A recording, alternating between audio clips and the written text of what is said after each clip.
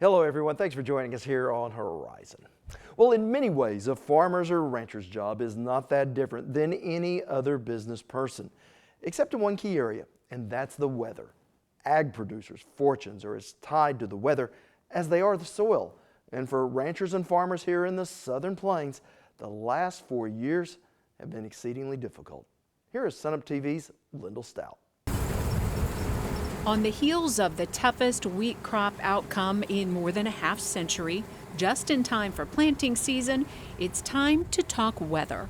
We're seeing much more erratic wheat yields across the state. We've seen devastation to our cattle herds, and so folks are really looking at those weather patterns to try to get a handle on what they can expect. The first ever Oklahoma Ag Weather Symposium, bringing together producers, commodity leaders, scientists, and extension experts. That's why we figured it'd be good to come to the National Weather Center to maybe look at some of the data and some of the predictions that they're going to have out for us today. So producers can maybe kind of plan and see what they're up against, maybe long term, even the next 5 to 10 years. Wow, the weather, has been anything but predictable except for the drought. OSU's wheat genetics and breeding expert Brett Carver and other scientists say these prolonged conditions translate to valuable research and insight. This has given us an opportunity to select for drought resistance that we have not had the opportunity before. And one of the interesting things about last year was we just had drought.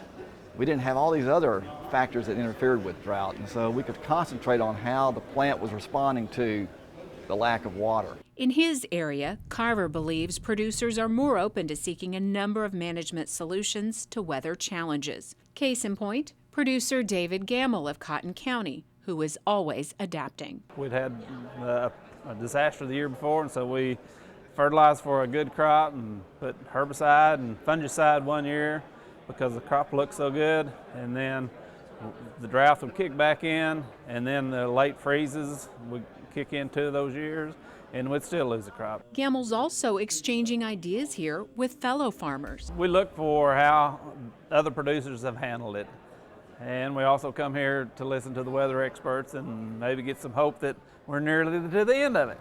The overall message: weather is complex, and there are no simple answers. Yeah, I'm just going to give one angle of it, and that's through genetic improvement, but there are many other ways to do that, and hopefully they'll understand how all those combine and come together to make wheat production and agriculture production in the state so much more successful. And I think everybody's experience from the different regions of the state are going to be different, and so I think it gives everybody else perspectives from maybe different producer approaches in those regions as to some of the things that they're dealing with that they might not necessarily be dealing with in their own regions. And whether we're at the end of our drought or not, we'll examine that a bit later in our show.